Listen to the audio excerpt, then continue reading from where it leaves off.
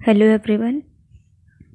आप सभी को आई होप कि डेट शीट सभी की मिल गई होगी, क्योंकि मार्च में हमारे फाइनल एग्ज़ाम्स हैं।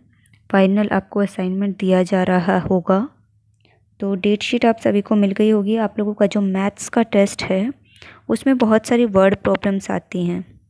वर्ड प्रॉब्लम्स, फ्रैक्शंस, ये सारी जो चीज़ें हैं जो जनवरी और फरवरी में हम लोगों ने की हैं, तो हम उनकी प्रैक्टिस एक बार यहाँ पर कर लेते हैं। उसके अलावा आपके पास बेसिक चीज़ें हैं जो हमारी दिसंबर में, नवंबर में आई थी, वो थी प्लस माइनस की।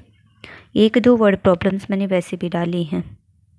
तो आप सभी को आई होप कि मैथ्स की एक बेसिक रिवीजन हो जाएगी, जो आप लोगों को फाइनल एग्जाम्स में बहुत हेल्प करेगी। स्टार्ट करते हैं। हर क्लास टेस्ट की तरह नेम, क्लास एंड सेक्शन और फादर्स नेम लिखा गया है। उसके बाद एक शेल्फ में 6 किताबें रखी जा सकती हैं।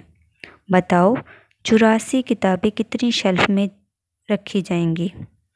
तो आप यहाँ ध्यान से देखेंगे तो एक शेल्फ की चीज़ें दी हैं और फिर हमसे शेल्फ पूछा गया है कि कितनी और ज़रूरत पड़ेगी।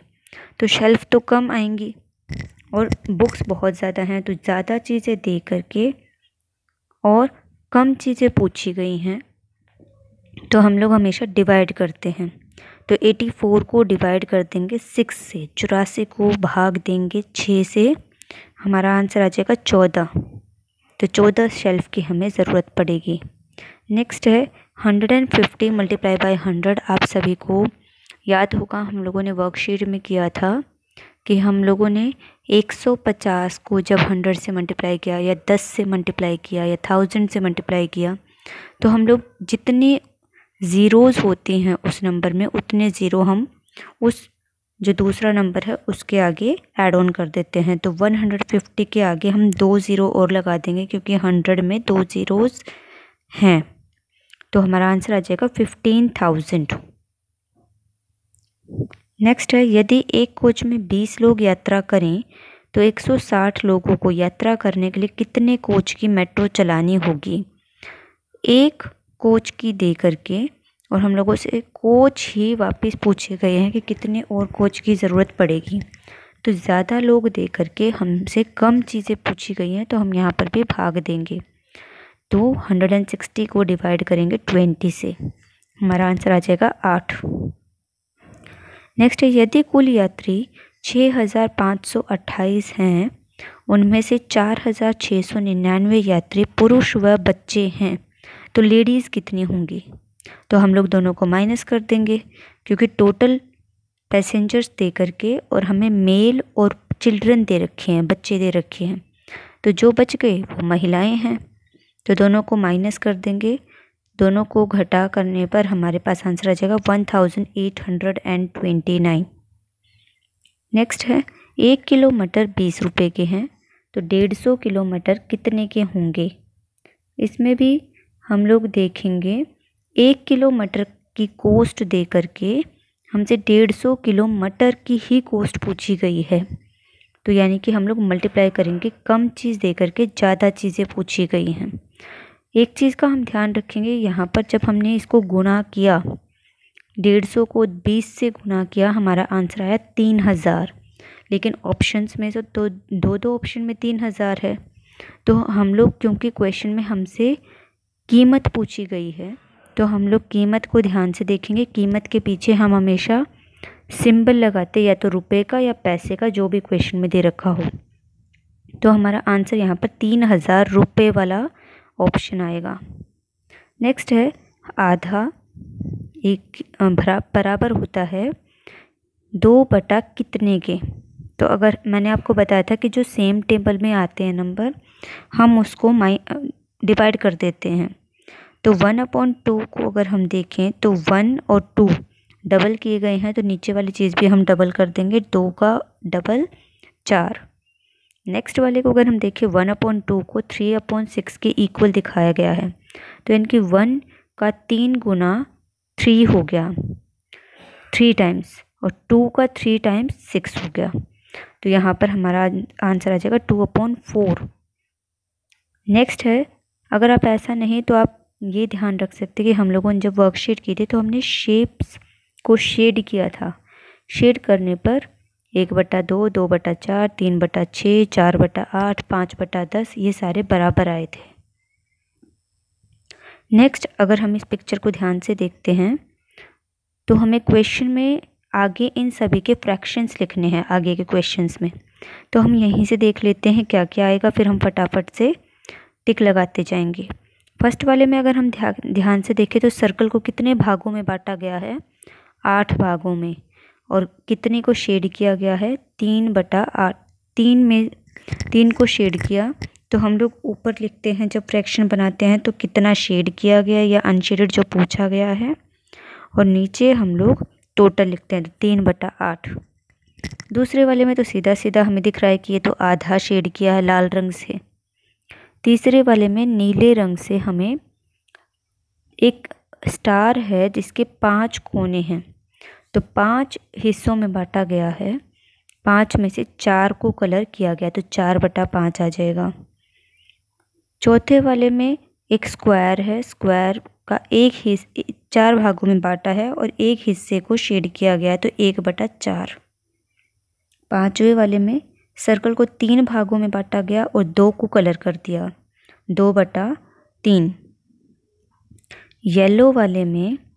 येलो वाले में हम लोगों को 3 भागों में बांटा और 3 में से 2 को कलर कर दिया, तो यानी कि जो हमारा 5वां और छठा है उनका हमारा सेम आंसर आएगा, 2/3। अब हम आगे ऑप्शंस फटाफट से टिक लगा लेते हैं। पहले वाली जो आकृति है उसमें कितना था, 3/8।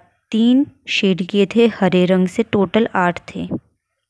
नेक्स्ट वाले 2 नंबर की आकृति में आधा था, आधा हम लोगों ने लाल रंग से शेड किया हुआ था। तीसरे वाली आकृति में तारा था, तारे में से हमने 5 भागों में बांटा था, 4 को रंग भरा था, 4/5।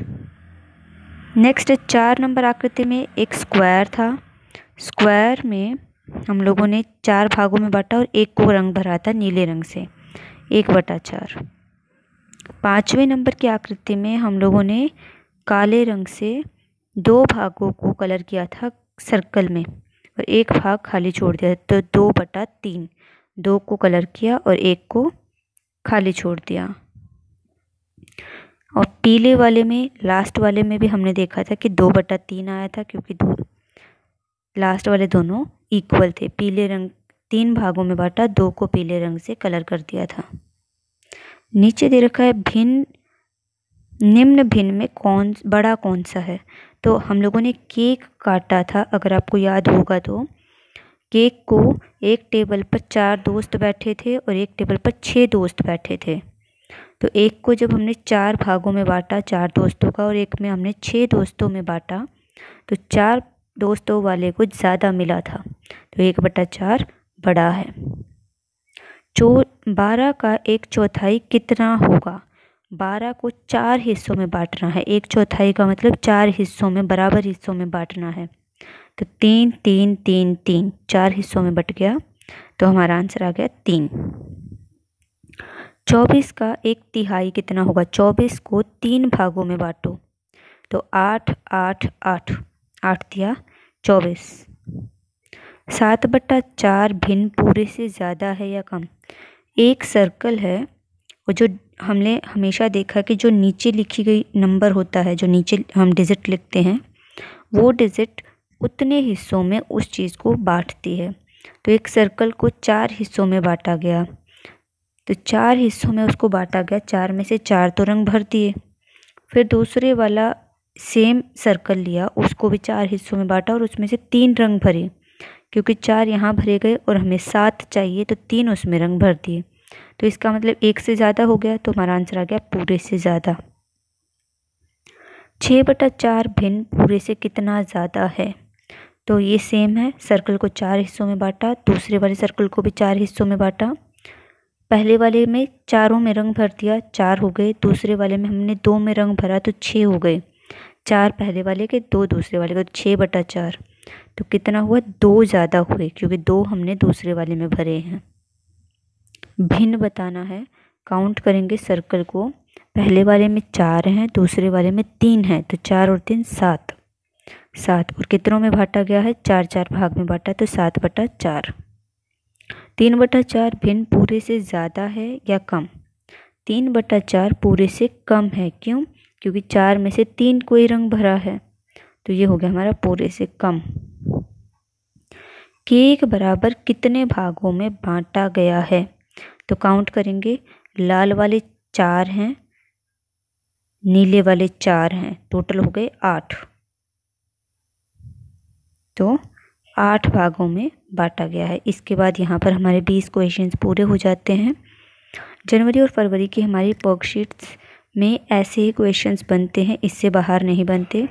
और 1-2 क्वेश्चन मैंने मल्टीप्लाई और माइनस का भी डाला है। प्लस के क्वेश्चंस इजी होते हैं, देखकर ही पता चल जाते हैं।